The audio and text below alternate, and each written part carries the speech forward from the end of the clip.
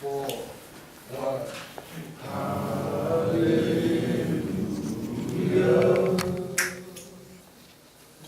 You have won the victory.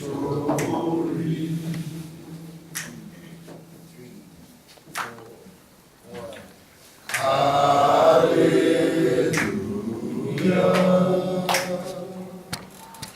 You have won it all for me. From the top, hallelujah. 4, 1. Hallelujah.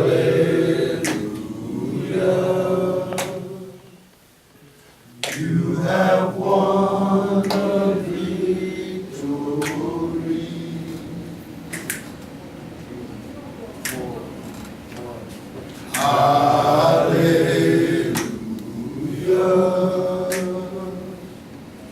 You have won it all for me. Death could not hold you down. You are the risen King, seated in majesty.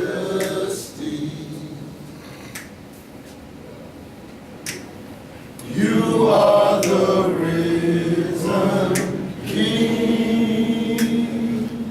From the top, 3, 4, 1. Hallelujah.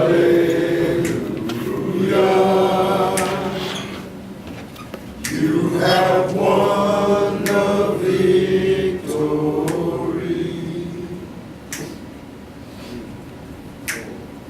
1. Hallelujah.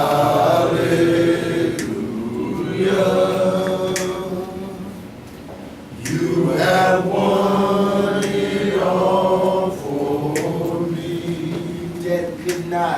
Death could not hold you down. You are the risen King, seated in majesty.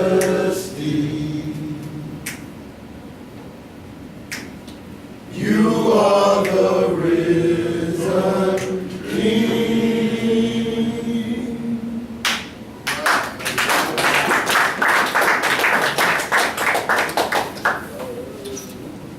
Come on in the room. Hallelujah.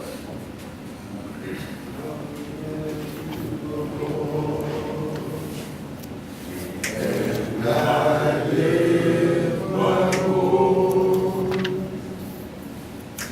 to worship you, oh my soul, rejoice. Take joy, my King, in what you read. Let it be a sweet, sweet sound in your ear. From the top, 4. I love you, Lord, and I lift my voice to worship you, oh my soul, rejoice. Take joy, my King, in what you bring. Let it be a sweet, sweet sound in your ear. Let it be, let it be. Let it be a sweet, sweet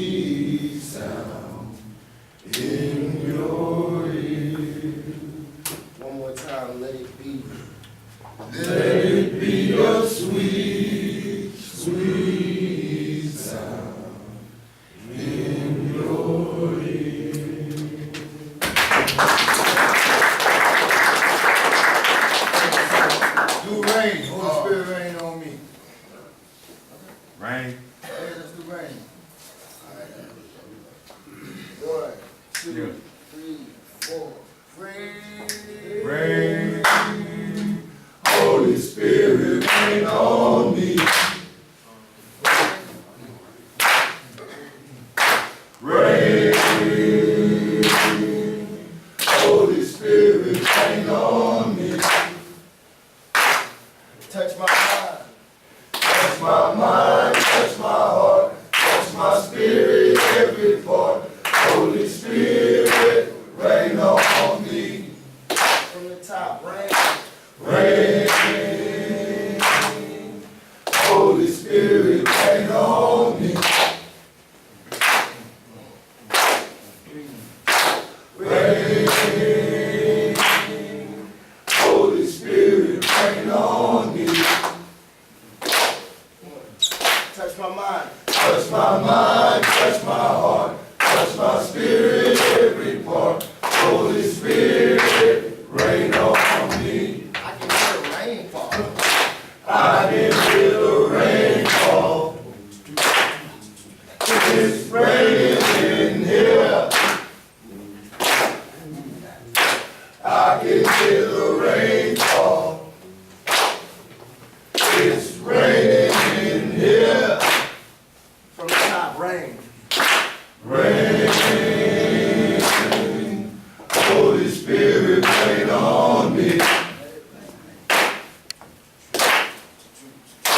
Rain, Holy Spirit, rain on me. Touch my mind. Touch my mind, touch my heart, touch my spirit, every part. Holy Spirit, rain on me.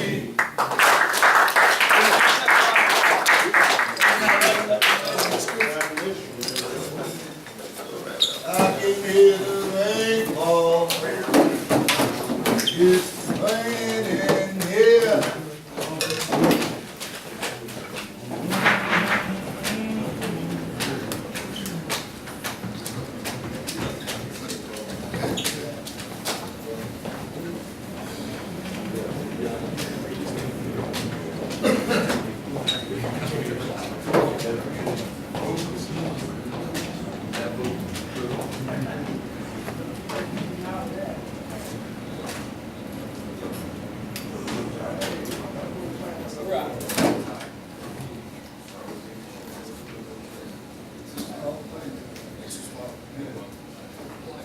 Deacon got on. Yes, sir, got on. Well, yes, sir. Charlie Sheen. All right.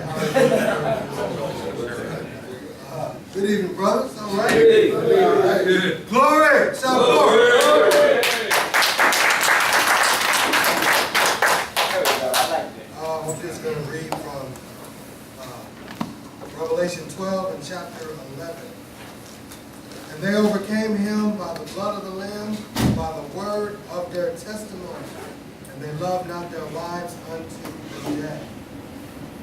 So I just want to lead with my testimony real quick. Amen? Amen. So the Lord brought me here from St. Louis, Missouri. I was up there with my boss doing a job. He moved around a lot from Illinois, and he ended up in St. Louis, and he asked me to come up there with him. I have been in my addiction since 2010, when I got out of prison. I've been out for going on 9 years now. February 19, 2010, I paroled to Rantoul, Illinois, about 12 minutes from Champaign, home of the Fighting Illini. I got back into alcohol and weed around 2011. Crack came at 2012, and it's been an everyday, pretty much struggle ever since that time. And I just want to thank the Lord so much and give you guys possibly some hope that the Lord is the Lord of redemption. He will redeem your life. If you just trust Him and you believe in Him, He redeemed me. He gave me the strength to save enough money for a train ticket to get here from St. Louis. My boss knew about my addiction. He used to make jokes. Deontay, man, if you just want to do your 1-2, man, you ain't got to leave and go stop working, man. You just wait till you get off work and go get high, man. I got tired of listening to that. The the Lord's been working in my spirit. The Lord was working in my spirit since that time. I'm looking like a clown. I'm supposed to be the light of the world to these people. They know I'm a Christian, but my life wasn't showing it. So praise God, He gave me the strength to save up for a train ticket, and He got me here. This was 10 months later. My mom already was here. She'd been talked to Ty about getting me here. But that's how the Lord works in perfect timing. Amen. So let's lead by the word of our testimony. That's how we overcome. Keep your testimony forward to give hope. Amen. Amen. Mr. Lee. Oh. Brief testimony, right? I'm from Dallas, or well, I'm from Abilene, Texas. I've lived primarily in Dallas and across the rest of the country. I'll just go back to 2016. I had a flourishing, non-destructive testing business, and we had a large contract. I ended up losing that contract. Kind of went downhill. After that, second time, I lost kind of a business. But more importantly, I tricked myself throughout my entire life to bring logic to illogical things. I would, with my logic, I could justify anything that I was doing, whether it was trying to get a new contract, and so I was taking guys out drinking, and instead out of town, my addiction is multi-platform. It is an addiction to work. It is an addiction to solving a problem. It is an addiction to drugs. Sometimes it's addiction to alcohol. Sometimes, more often than not, it's addiction to women. But as I've been here, I don't feel as alone in my mind anymore. I felt like it because of how my mind worked. I was separated from everybody else. And I'm getting to know that there's a lot of brilliant men out there that have been down that path. And that's where I'm at now. I'm not all the way through my testimony yet. I'm right there at that point. And I'm grateful to be right there at that point. So, Thanks, that's sir. it.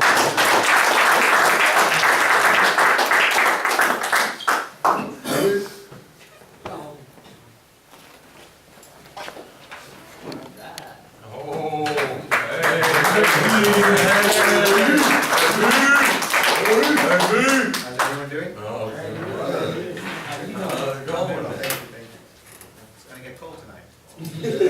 well, you about to drop that fire, so we gotta worry about that. We gotta worry about that.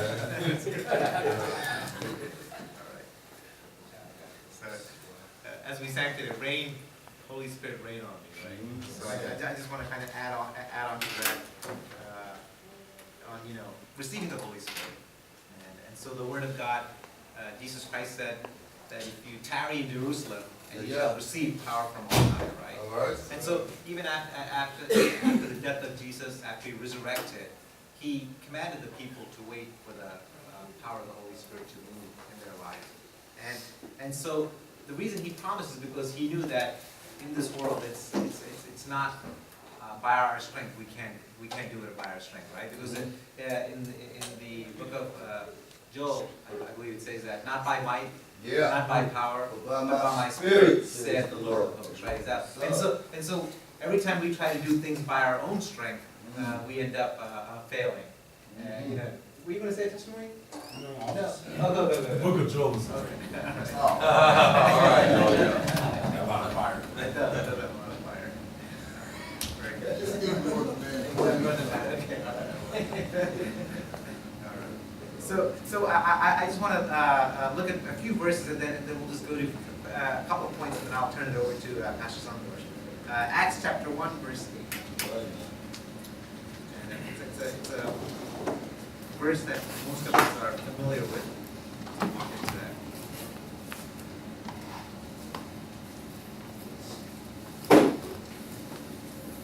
I'll get to read it.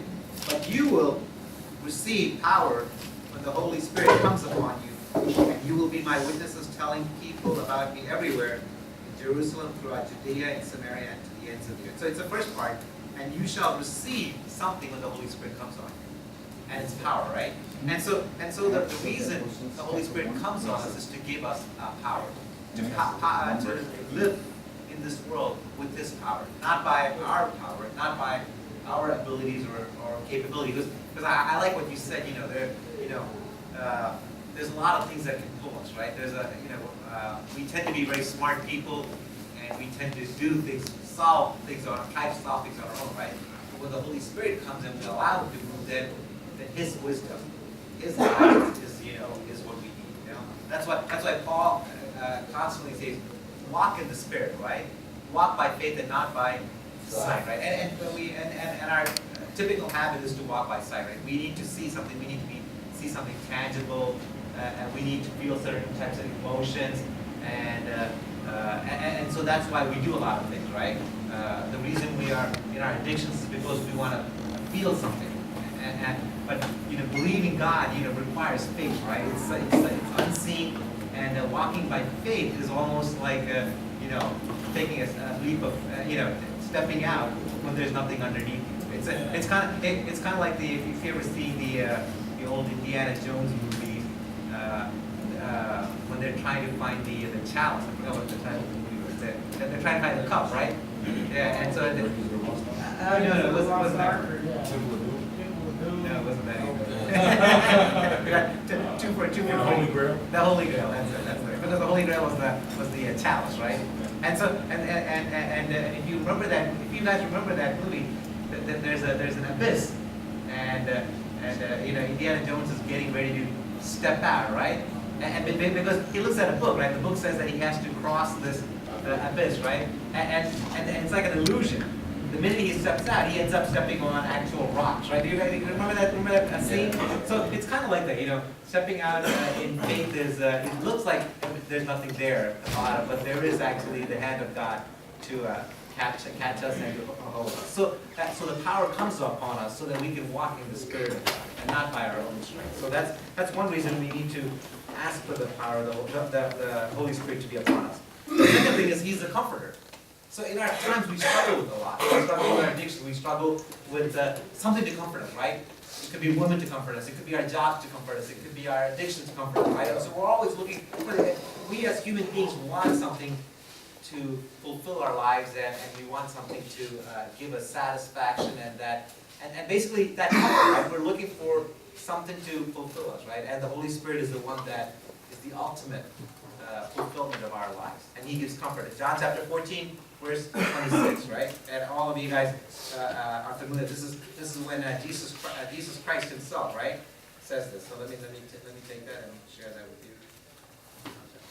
Verse 26. And when the Father sends the Advocate, the Holy Spirit, as my representative, that is the Holy Spirit, He will teach you everything and will remind you of everything I have told you. So He's there to remind us, and He's there to teach us, and He's there to comfort us and to guide us, right? So He's not, it's not to make us, comfortable, because there are times in life we will be uncomfortable in our walk with God, right? There are times when we will face temptation, there are times when we'll face persecution, but it is to give us that comfort as we walk in that, as we walk through the trials, as we walk through the fire, as we walk through the hard situations.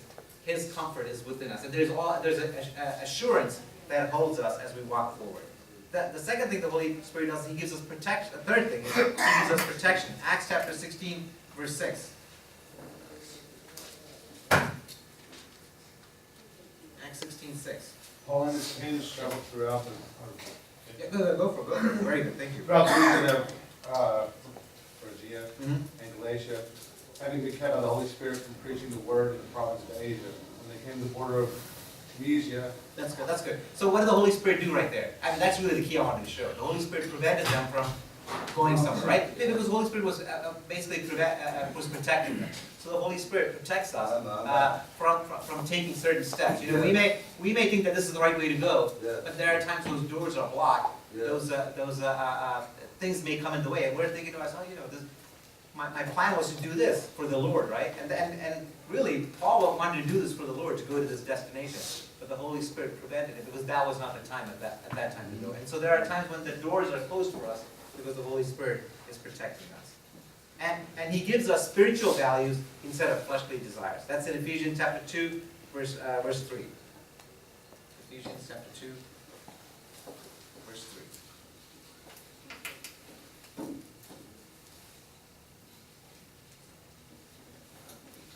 2, 3. Yeah, go for it. Among whom also we all had our conversation in times past, in the lust of the flesh, fulfilling the desires of the flesh and of the mind, and were by nature the children of wrath.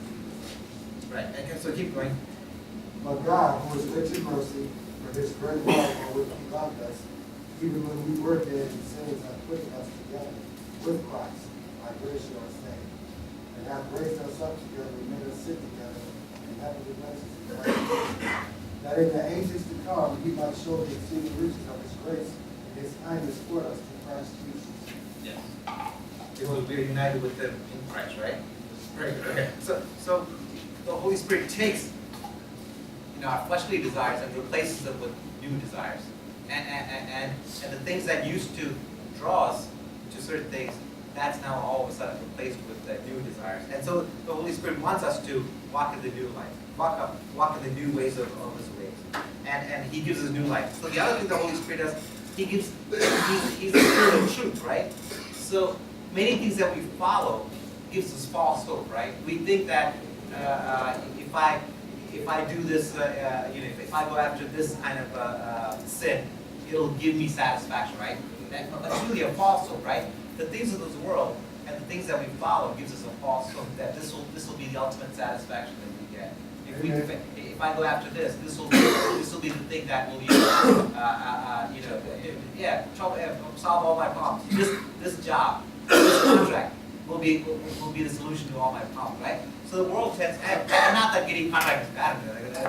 I was very impressed that those of you had those kinds of stuff. But there are times when even our jobs situation gives us a false hope that this is security, right? But in fact, the Holy Spirit goes beyond that. That in the midst of whatever we're seeking and whatever we're facing, He gives us the truth. That it is His security, right? And the Holy Spirit basically tells us, Jesus Christ, the Lord is my shepherd, I shall not want. I lack nothing. And that is that assurance that the Holy Spirit gives us, that security that He takes. He's the one who carries the sheep on the shoulder. When the sheep is lost, He goes and carries that sheep, put it on his shoulder, and he takes that sheep all the way back to the destination, right? And that is the assurance the Holy Spirit gives us. The other thing the Holy Spirit does is He gives us access to the Father. The Holy Spirit gives us access to the Father. Ephesians chapter 2:18 says that. He gives us hope, Romans 5:15-13, and He gives us liberty in 2 Corinthians 3:17. And so these are the things that the Holy Spirit gives us as we are empowered by it, as we are filled with this power. So I encourage you, if you are saved, you have been washed by the blood of the Lamb, but there is a promise for you that God has given in the Word of God, that if you tarry and you ask for it, He will empower you with the Holy Spirit. It is a special blessing that He gives you. And one of the final things that the Holy Spirit does is there are dramatic miracles, dramatic experiences that happen, right? And so this is where different churches kind of agree and disagree, right? Some churches says that this has ceased. It no longer happens. Speaking in tongues or prophesying. Miracles have stopped because that was only 2,000 years ago. There was no medicine, so you needed miracles to happen. But let me tell you that's not a true statement. The Holy Spirit still works in power. He is still able to do miracles. He's able to heal. He's able to speak through men of God, and that's you. Prophesy. But the only reason is because we don't believe it. We think if we think that it's finished, then then nothing will happen, right? But if we walk in faith, if we believe that the Holy Spirit still works in that way, then we'll see miracles happen. I was amazed at some of you might have heard of Francis Chan, right? Francis Chan, right? So he's really good author. What's that? Forgotten God. Yes, exactly. That's right. Yeah, Crazy Love. That's very good. Yeah. So I really like his books, and so he comes from kind of a Baptist kind of background, but his latest books, Letters to the Churches and other books, I can see that after he actually left his church, not in a bad way, but he wanted to see what God had planned for him, right? He felt like God was calling him to some other things. and he basically sold his house, took his family, lived in the Asia somewhere. I can't remember which country. It might have been Thailand or something like that. So he's living in basically in poverty. People are in desperate needs, and in those situations, he sees God moves in different lives of people miraculously. You know, the reason sometimes we don't see God move is because we have so much sufficient. You know, we have our doctors to rely on. We have you know, our money to rely on. But when you're in a situation where you have nobody to help you, and all you have is God to help you, then you see His hand moving in mighty ways, right? He saw that, and his perspective changed, and his perspective actually changed to basically say that, you know, the Holy Spirit still does move miraculously in the lives of people. And the reason we don't see it is many times because we are self-sufficient people. But when we are weak, His strength is shown powerfully, right? But when we think we're strong, it's hard for God to move in our lives because we're kind of holding on to our abilities, right? It's when we're weak that His strength is made perfect. It is when we're humble that He's able to move through us. So I encourage each of you, my brothers, to open yourself up to what God has promised you. Receive the Holy Spirit and walk in power, and the power that He's promised you, and He will give you the comfort that He needs. He will give you the victory that He needs, and He will lead you into all truth. Because that is why Jesus Christ said the Holy Spirit will come and He will speak the truth about you, right? And those truths about the Lord Jesus Christ will be revealed. May God bless you with these words. I'll hand it over to